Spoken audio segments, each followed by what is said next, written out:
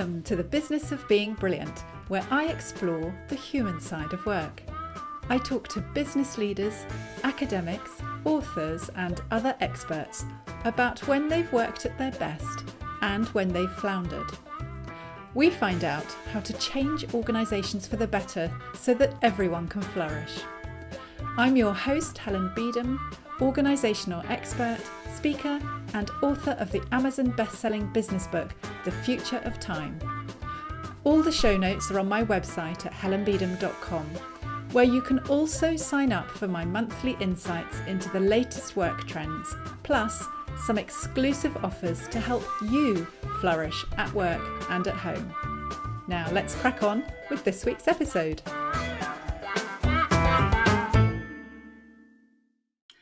My guest this week is Alastair Douglas, who's CEO of the fintech business Totally Money, the credit app for the 20 million adults otherwise overlooked and underserved by the financial services industry. Alastair's background is in high-performing, high-growth startups. He's motivated by his belief that technology should be used to genuinely help people and solve the problems that are holding people back. His time at Totally Money has been defined by its mission to help everyone move their finances forward by making people's financial data work for them, not against them. Under Alastair's leadership, the company now has 5 million customers and provides the UK's only free live credit score and report. Plus, they give customers personalised tips on what they can do next to improve their scores and maintain financial momentum. Alastair has also pushed the company to build a diverse and inclusive workplace with a rich culture where people love what they do, develop innovative products, and feel empowered to deliver their best work for customers. Welcome to the Business of Being Brilliant, Ali. Thank you for having me, Helen. Oh, it's great that you could join us. And I think actually you are probably the first guest on the series who is in the fintech world. So I'm really looking forward to digging more into that industry and hearing how you've been transforming it and I guess disrupting to a certain degree traditional banking and credit. That's interesting in itself. Yeah. Yeah. So what led you into the world of fintech and consumer credit? Did you leave university thinking, gosh, that is absolutely what I want to be doing? Not at all. So 20 odd years ago when I left university, fintech wasn't even a word, I don't think, at that point. That was before all the kind of portmanteaus like Tomcat and Brangelina and so on. And yeah, I guess one of the reasons why I'm in fintech now is just complete chance. So my first real job out of university was in insurance. And like a lot of people who worked in insurance at the time, and I think also today, you kind of just fall into insurance. You know, it's not something that people kind of like seek out from a young age, like when people want to be a vet or something.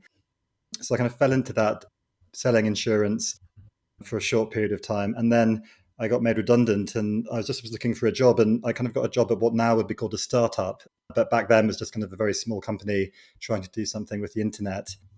And that grew and was very successful. And over time became Simply Business, which is an online insurance broker doing a much better job for customers with their business insurance rather than the kind of old-fashioned sending a fax to a broker or going into the high street. So that was a fantastic grounding in what these days would be called fintech or insurtech, but back then was just a kind of insurance company which was doing something clever with the web. So I worked there for almost 10 years in the end. And then I did a couple of different things after that. I was very lucky at Simply Business, especially towards the end. Very strong culture, really good place to kind of understand what makes people tick. I moved on, worked at WorldPay briefly. And I also was working overseas in Copenhagen for a collaboration software business. So kind of just a lot of fairly random things. And then it kind of ended up meaning that I had the kind of background and experience that Totally Money was looking for when I joined. Yeah, that's really interesting to hear. I love how you say people don't typically plan insurance. They tend to fall into certain industries. I'm sure that's right. In fact, probably most of us fell into our first job, whatever that was. It's like whatever we could get that got us on the ladder. I got my first job literally just by uploading my CV to Monster. And then someone called me up the next day and said, do you want to come to this place on Aldgate? And I was like, yeah, okay, great. So there wasn't really any thought in that whatsoever. That sounds a lot less arduous than my first attempts to get a job, where I think I definitely was counting a reasonable pile of rejection letters and a Yes. much smaller pile of offers. Yes, I left that bit out. Yeah. Okay, it sounded great the way you said it, and I love how you highlight how much our language has changed. How many of these terms that we just are so accustomed to today weren't around 10, 20, Yes. 30 years ago, and it's a great reminder of how how our own use of language changes. And I guess that's also something in your mind as a business that's looking to educate people and build their skills and confidence. Yeah, I think that's interesting about the language because I, for a long time, was very suspicious when people used to say to me, "Oh, I really want to work in fintech." I used to think, "Well, why do you want to work in fintech?" Because for me, fintech has a lot of negative associations, the word, because I kind of think of a lot of these businesses that are kind of really obsessed with shiny new things, and gimmicks and trying to help a very small sliver of society rather than trying to reach out to the mass market or to the average person and help them using technology. But I realize it's just the same effect that when I left university, everyone wanted to be a commercial lawyer or work in strategy consulting or do the civil service fast tracking of it. You kind of get these trends, and fintech was very kind of on trend for a while. I'm not sure if it still is, given what's happened over the past year in terms of fundraising and so on. But I think it's what's interesting for me is that younger people are gravitating towards purpose-led businesses a lot more, and I do think that's one of the things that the technology industry is much better at. Is that obviously there's such an opportunity to use technology for good, rather than certainly when I left university, a lot of the kind of top companies that were recruiting, like you kind of were just looking for something that was solid rather than something which made you feel like you were making the world a better place in any way. So fintech for me, like I remember when I first heard it, and particularly insurtech, which I always thought was hilarious because the insurance industry back when I was in it, which to be fair was 10 years ago, was so backwards to be kind of coming up with some kind of new word to make it sound cool and exciting just seemed ridiculous. But yeah, those are kind of the standard words now. I guess I need to learn to live.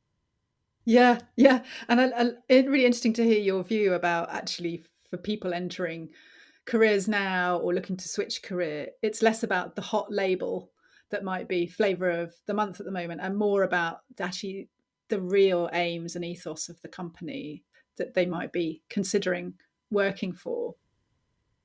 And so, tell us a bit more about Totally Money and what it's doing that is so different in the industry. And I heard you say a little bit then that you're not just looking to support a small segment of society, but to reach and help as many people as possible.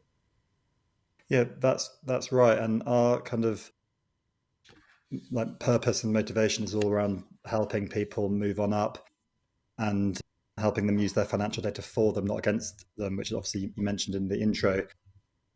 So a bit more detail on that. We did this research around a year ago now with PwC because we wanted to understand the problem better and understand who our customers were better. And what we discovered is that there's 20 million adults, which is about 1 in 3, who are kind of frozen out or kind of not able to access the best or correct way of the banking system in the UK. So we call these people the underserved, and it's effectively people who the industry is not designed for them. The banking industry has not covered itself in glory over the years, and in particular, was very slow to adopt technology to kind of improve things for customers and putting customers first. But you've got 20 million people who kind of aren't even really being addressed by the market today, and then you've got another 9 million people, which brings you up to almost 1 in 2 people in the UK who are kind of close to that kind of edge. And that's what we're all about. So we're kind of really focused on helping those almost 30 million people get a better deal, improve their financial situation, improve their credit score, so that they've got in the future a world of more financial choice for them. Because what we found is that the mainstream banking sector or consumer credit sector is very focused on kind of what they would think of as their normal customers, but it's kind of excluding those 20 million people. And then you've got lots of kind of disruptors and kind of new business models and raising lots of money, fintech type stuff. But often they're doing kind of really crazy new things, which are kind of early adopters, so a lot of crypto, a lot of kind of gimmicks, a lot of high net worth individuals like moving currency around, gambling, that kind of stuff. So there's not really very much focus on the average person in the UK, and that's what we're all about. Yes. Yes, that's really interesting to hear, and helpful to hear you describe actually some of the hidden barriers that might not be at all visible to those of us who are used to having access to banking services and feel competent around managing finances, etc. But actually, there are some barriers around the way the existing or traditional banking sector is set up that means somehow it's ended up being quite exclusive for some people. And it sounds like you're trying to address those barriers and provide a service that is far more inclusive, as well as specifically targeting those who have been underserved, as you say. Yeah, I mean, what's interesting about it is that if the system works for you, then it does work for you. It may not work particularly well. I don't think anyone says they kind of love their bank if it's a traditional high street bank, but if it does works well, you don't even realize there's a problem. So often, particularly when we've gone out on various investment rounds over the years, we've been talking to investors and they just don't understand like why people would want to use our service. They're like, why do I care about my credit score? But if you've got a good credit score, you don't care about it because you don't have any problems. Whereas if you've got no credit score or a bad credit score, then it's causing you all kinds of problems. It's not just the obvious problems like you can't get a loan, because in many ways, not being able to get a loan if you've got a bad credit score, and the reason you've got a bad credit score is for a good reason, then that is quite sensible, because obviously people shouldn't be borrowing money that they can't pay back. But what we're saying is that there's 20 million people who fall outside the system for no good reason. It might just be that they're young. It could be they've moved to the UK recently. I lived abroad for a year only at one point in Copenhagen, and by the time I came back, there was chaos with my credit report, caused me lots of issues. And the types of problems that report with PwC unearthed were you've also got trends like high inflation, cost of living crisis, gig economy workers, younger people being quite skeptical of credit, so that the data just isn't there on a lot of people. And so the old way of doing things, which is that you kind of got this secret report about you in the background that banks are accessing in order to make decisions, just doesn't work very well anymore. And that's what we're all about, trying to help and trying to improve. Yes, it sounds like you're trying to bring a whole lot more transparency and a bigger degree of control to individuals so they can feel equipped to know what their situation is and to know what steps they can take to Yes, improve it. absolutely. And it's interesting to hear what you say about the social trends that also are affecting it, because it's not just about the banking sector and its traditional ways of working and offering, but it's also about how our society is changing and what their Yeah. needs are and what's important to them or what help they need at any one point in time. And I guess for some people, that's going to be very different today to what it was 20 years ago. Yeah. And what's really interesting for me as someone who kind of grew up career wise with the kind of dawn of kind of internet, I guess, not completely the dawn, but I remember like I was in my first job doing a lot of paid search with Google, and that Google was still very, very new at the time. And it was a new idea. And what's happened now is that people have woken up to the fact that like your data is worth something, that it should be protected, that you have rights. If you were trying to create a system like the system we have today for getting a mortgage, credit card, or loan, you just wouldn't be allowed to kind of even get started. Now the fact is that it exists, and we're all about trying to provide transparency and helping you make the best decisions given that like the society is what it is like. But you wouldn't be able to kind of start today. You could just imagine that if Amazon kind of came over to the UK and said, "Oh, we're just going to start collecting data on everyone, and then we're going to sell it to the banks so that they can decide who is allowed to have a gas account and who has to do prepaid gas, or who can have a mortgage and who can't." Everyone would think Be it like, would be uproar because people are kind of have become skeptical of the tech giants. But that's actually the reality that you have with the credit bureaus and the banks and the way the system works today. mm. That's fascinating. Fascinating to hear you lift the lid on the inner workings that aren't visible to all of us consumers. And so, obviously, you've been CEO for the last 8 years, and it's a fast-growing and I guess maturing organization that's been transforming consumer credit industry. Looking back on those 8 years, what stands out for you as some key milestones or perhaps points in your company's development that you're particularly proud of or that were very significant for you? Yeah, well, I mean, it's. I always find it strange when people say 8 years because even though it has been 8 years, obviously it kind of all goes by in a blur and it doesn't really feel like it. Apart from the only thing which feels like 8 years ago is when I look at the photo that I got taken when I started, and it kind of doesn't look anything like me. But yeah, I think like there's a couple of milestones that I always think about. Like one of them was that when I joined Totally Money, the reason that I was excited about it was that they had just launched effectively a comparison website for credit cards. And what was cool about it was that it didn't just show you like the best buys. You could just enter some very basic information about yourself, and it would only show you the credit cards that you would get accepted for. And that was a big kind of step forward from what existed in the past, which was that you'd see an ad and you think, oh, that looks like a nice credit card, and then you'd apply for it, and then you get rejected, and then suddenly you couldn't get credit anywhere. And it was a really terrible system that didn't work for anyone apart from the banks. So I was really attracted to that because I thought, okay, well, this is great. I've worked in insurance and seen a similar kind of very quick transformation for the customer's good. And then even just as a consumer, booking holidays and hotels and stuff, I remember when I was really young and you kind of go into the high street and and they'd say, oh, we've got a holiday in Fuerteventura for you. And then, and then these days, yeah, you can do that, but you can also research everything and you can even see photos of the bedroom in the hotel that you're going to be in before you book anything. So I thought this is great. But when I joined Totally, after the first year, it became obvious that that credit card comparison website idea wasn't a sort of idea that was strong enough to kind of attract the types of scale of consumers that we needed if we were going to actually make a difference and be successful as a business. So we realized that we were going to have to build something a lot more hands-on and a lot more kind of in-depth to do more for our customers. And that's when we came up with the idea and launched our free credit report service. And yeah, so launching that free credit report service a couple of years after I joined, that was probably one of the big moments because that felt like we'd really changed as a business. It was, we weren't just a website and we were a service that kind of had customers and we were going to help them over the long run. And we launched that in July 2017. We still have customers who signed up in 2017 using us every month, which is fantastic. And I remember we had a kind of ticker. We still have a ticker, but we had a ticker on every screen in the company back then, which would go up every time someone signed up. And it took us a while to get to 1,000 customers, and that really felt like we'd achieved something then.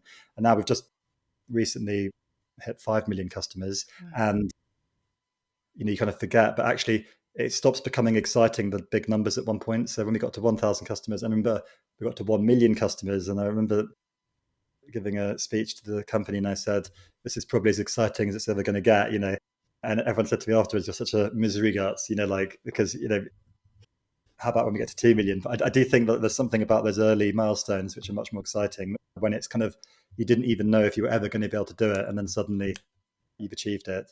Other milestones are, we kind of sat down a couple of years ago and we said, like, how can the free credit report service be its most useful? And we realized that our service needed to have this concept of a personalized action plan where it actually took all of your data, analyzed it, did really clever stuff with data science and other things, and then said, here are the steps that you should take in this order. So we launched that towards the end of last year, and that has been a fantastic success. And that really felt like a big step forward as well, because I think that's the point at which it feels like a kind of interactive tool that has some kind of brain, and it really is helping you make smarter decisions as a consumer rather than just as an information resource. So that, and then recently we've launched open banking integrations that allow you to bring even more data into the Totally Money world so that our recommendations and suggestions can be even stronger. And that's really felt like a big step forward as well. There's also been a number of things around culture and stuff, but that's maybe easier to talk about that in a different section. Yeah. Well, yeah, going to come on to that shortly. Okay. And something that particularly is interesting to me is that as a business, you say you help customers with their long-term goals, and it's not about like an immediate fix. And obviously what's very striking is that your original customers are still actively and regularly coming to your website for the help that they want, and they're still with you. So it's not like they've had a problem fixed and they've wandered away.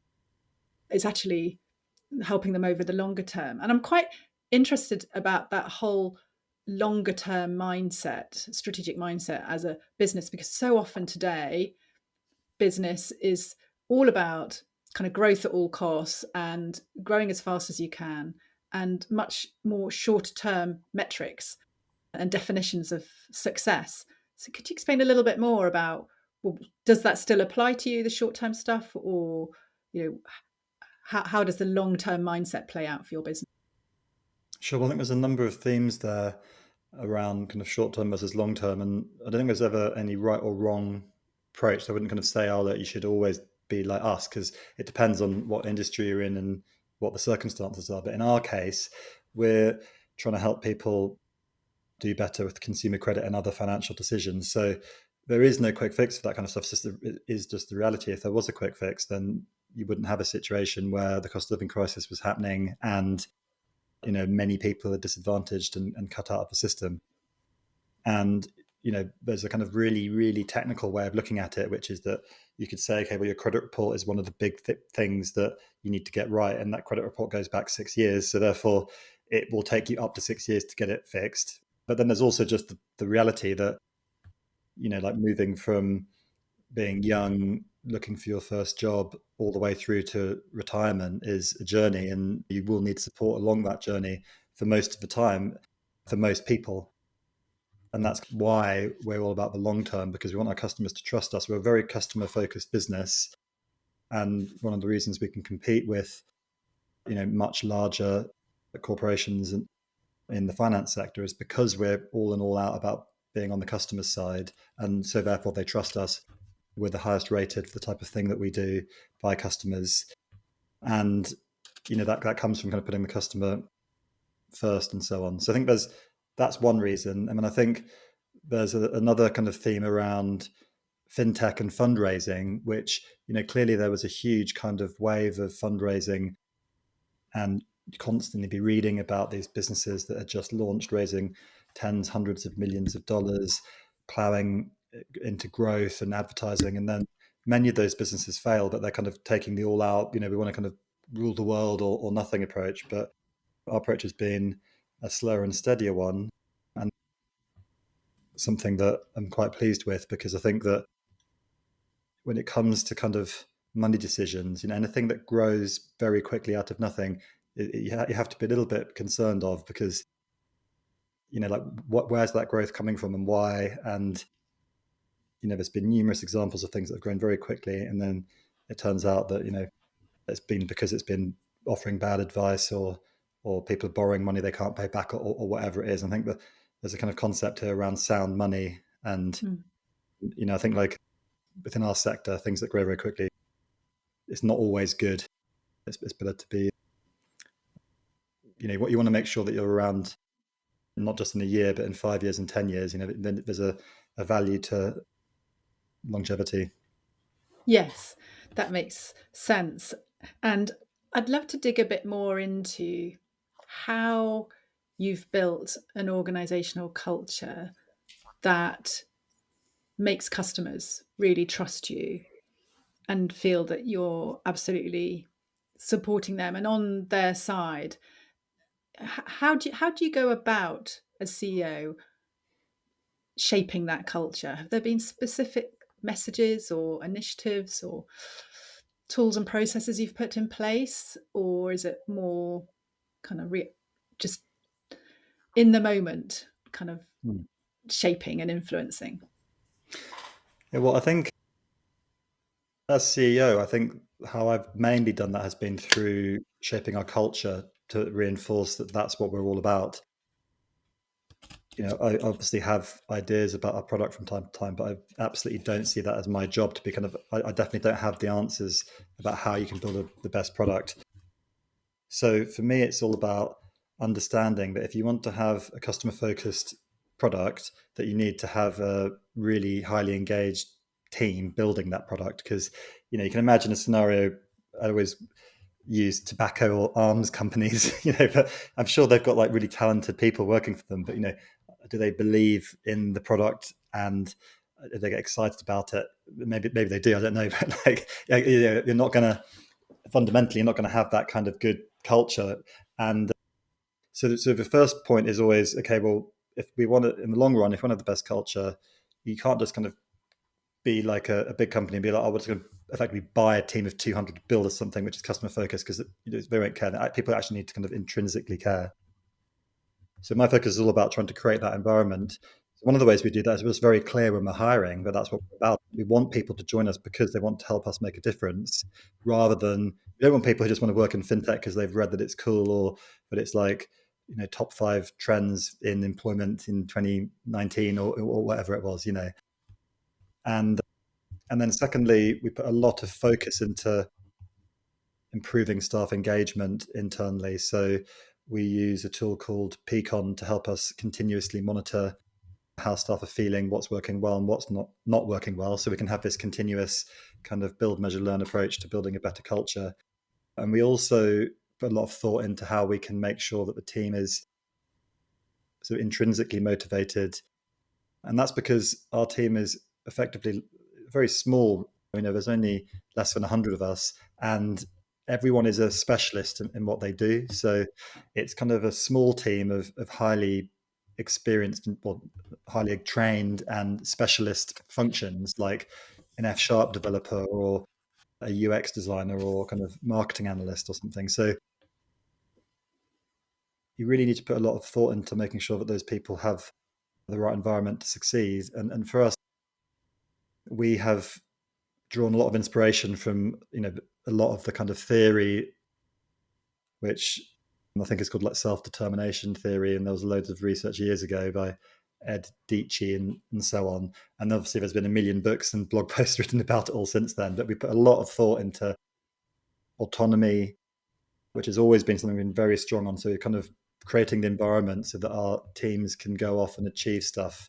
So autonomy is a big one.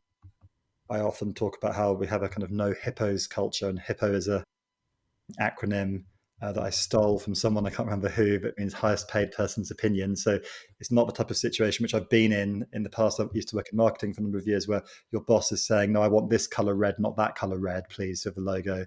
It's kind of like, what does the team think? Let's create a direction and the tools they need, and then let them get on with it. So a lot of focus on autonomy, a lot of focus on learning and development, because people want to feel like they're the master of what they know. And then a lot of focus on kind of the sense of belonging which you get as a team. I'm always a little bit suspicious when people talk about that too much. You hear a lot of people talking about, oh, we're like a family, and I kind of think like we try not to be like that. I mean, people obviously are friends at work and we're a very friendly place, but I don't think work should feel like a family. I think you should kind of be choosing to go to work and be, because you can't choose your family, obviously. That's the big difference. And then purpose is the kind of final theme which we put a lot of thought into, and that kind of expression, your customers, our customers' data should work for them, not against them. And we want to help our customers move on up to a world of more financial choices. That those are things that we repeat a lot, just to remind ourselves of what we're all about internally, and that really helps us remind ourselves that why we're doing what we do. And I think that really helps with that sense of purpose each day. Yes. Thank you for explaining that. So, really fascinating mix of things that you're paying attention to. And I'm struck by how many of them are about the day-to-day experience that people have and interactions, and the the human environment that you're creating there, as opposed to things people might typically focus on when out in the jobs market or looking for candidates, which are more about, maybe the office setup, and more recently all the lovely tangible perks Yeah, that people are busy adding to offices to persuade people back yeah, in, including, nice heated spaces and all the mod yes, cons that they might like from a hotel near their desk. But that only goes so far, as we know, in terms of getting people in the door, but do they end up staying? And I know all the research points to it's having high autonomy, ability to progress your career and feel like you're being invested in and being cared about. And what you say about purpose, those messages about what you're there to do as a business, to me sound so clear about why we're in business, what's the positive impact we're looking to make happen. And I think a lot of businesses perhaps struggle to articulate that in such a compelling mm, way. It's maybe comes out a little bit more jargony sounding, or just not quite that clear, whereas you can say it in one or two mm. sentences and It's very clear to even an outsider of the industry Yeah. might know. Yeah, well, I think yeah, I've worked in businesses where talk a lot of that kind of stuff. I think you kind of I'm just describing what it's like, which is easy, and I kind of maybe added a bit of theory onto it, but it's very hard. You can't sort of just say that you're doing that. Like, that's taken years for us to kind of build that up. It didn't used to be like that because it used to be a smaller business, and it was just kind of people figuring out as they went along. And there's no kind of shortcut to that. And I love how you say you can't just say as a company you're doing XYZ. You've really got to show that you're doing it, prove that you're doing it, and that takes time. Mm, And mm, so words are very easy, but actual evidence takes a long time to build up and to get everyone in the company voluntarily saying, yeah, that's what it's like to work here. yeah. And you mentioned about having kind of the cool offices and stuff, and we put a lot of thought into our office, and our office is really cool. And we do have things like, the beer fridges and the ping pong tables and all that kind of stuff. But that's kind of not really the point. Like, that's just kind of like, I've worked in businesses which had that and were really good, and which didn't have that and were bad, but also vice versa. It kind of, I just think, like, if you're going to have an office, then you need to make the best of it. And we were kind of lucky or unlucky, depending on how you look at it, that we moved into an office about a year before the first lockdown. So our office is kind of really highly specced out, assuming that people are going to be in the office a lot. But obviously, like most businesses since Corona, we've moved into a kind of very flexible way of working, and there's less people in each day now. But we do have that nice space, which is good. Yes, I'm sure everybody really appreciates that. It sounds like it was a well-timed kind of office revamp for ready to have a lovely space to welcome people back to. It's been so interesting hearing about the business and how you're growing it and how you're shaping the ethos and the work culture around what you're trying to achieve as a business. Is there something in terms of a resource or a conversation or a book that has helped you in particular in your career that you find yourself coming back to time and time again that might be useful to us?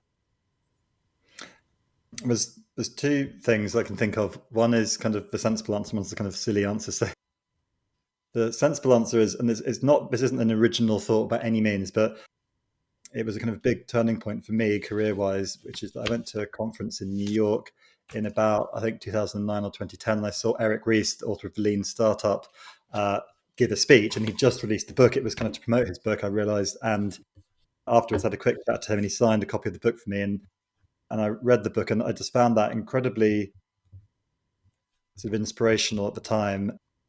And obviously, that's very familiar now, the ideas around how you have to be continuously learning, using a scientific method, lean, how to kind of validate that customers want your product before you spend a year building it, et cetera, et cetera. But it was just such a different way of working for me. I just found that way of working fun, rather than kind of some of the old ways of working I don't find fun. And, if you can get yourself into that state, that really made a big difference to me. So I always talk about that, and I kind of try and persuade as many people as possible to read that at work. And we have several copies in our kind of work library, but it has become a little bit of a running joke that I'm obsessed with it. So I'm probably going to have to stop talking about it at some point. And then the other thing that it has had a big impact on me of my life is going way back in time to kind of the beginning of the 90s, which is there used to be a dance duo called the KLF, who I've always loved, who were very big, had some of the, I think they had sold the most number of singles in the world in like 1991 or something like that. And they wrote a book called The Manual, which is just basically how to have a number one hit single the easy way, I think was the subtitle. And that is, I think, also very inspirational because it's basically just a kind of line by line description about how anyone can have a number one hit single in the UK if they follow their instructions. And their instructions are kind of ridiculous, but you can sort of see how they would work. It's things like, if you've got a job, you have to quit your job because unless you're unemployed, you won't want it enough. And then how to kind of trick your way into a studio to get free recording time and all this kind of stuff. And I first found that so interesting because it makes you realize that you can basically do anything if you kind of put your mind to it. And now it's kind of definitely a tongue-in-cheek manual. I think it says something like, if you don't get a number one hit single, we'll give you your money back. But I think also it was distributed free as well. So I just thought, like, that is that kind of attitude. And I think you got this a lot in the early days of the internet, which was, it was very kind of DIY, try things. I think, if I could write my own book, I'd try and like combine the ideas of the KLF and Eric Ries, and I think that'd be amazing. Sounds so much fun, and definitely one of the more quirky things that guests have shared on the podcast. But I can see how, from the way you've described it, it sounds like it's got quite transferable learning, actually, or advice that you could apply in different situations, not just if you're looking to make a hit single. Were you ever tempted to do the hit single? Or... I was tempted, but I think a lot of the ideas are specific to the early 90s now. So these days, I think if you've got the talent, you just need a laptop and off you go. Yeah. But I think like it starts with the line, be ready to ride the big dip of the mixed metaphor, be ready to dip your hands in the lucky bag of life. So I kind of think like that kind of realization that if you want to be successful, obviously like you have to be lucky, because luck is a huge part of success in business, if not one of the major parts of it. But then you kind of need to have the right environment so that if luck happens, that you can take advantage of it, and a lot of that just involves being in the right place at the right time and saying yes, but you have to kind of be there in order for that to happen, rather than kind of closing things down. So I just think that mindset I just find quite inspirational. Yeah, creating the conditions whereby you can make the most of every spontaneously lucky opportunity that comes along. I love that. Yeah, thank you. Such two great and quite different but complementary recommendations there. I haven't read either, so I'm going to be looking at them with interest. Well, if you want to read the manual, just literally Google the manual, the KLF. It doesn't take very long to read. It's just all online. It's all online these days, so nice and easy. Okay, brilliant. And for people that have enjoyed hearing about the business and hear about your career and keen to find out more, how can listeners connect with you after the podcast? Well, Totally Money, our business is very active on LinkedIn, so you can check us out on LinkedIn, or you can download our app if you want to improve your credit score. And then my name is Alastair Douglas, ALA, Alastair, and I'm kind of Alas Doug on most things. So you can find me on Twitter or LinkedIn with Alas Doug if you wish.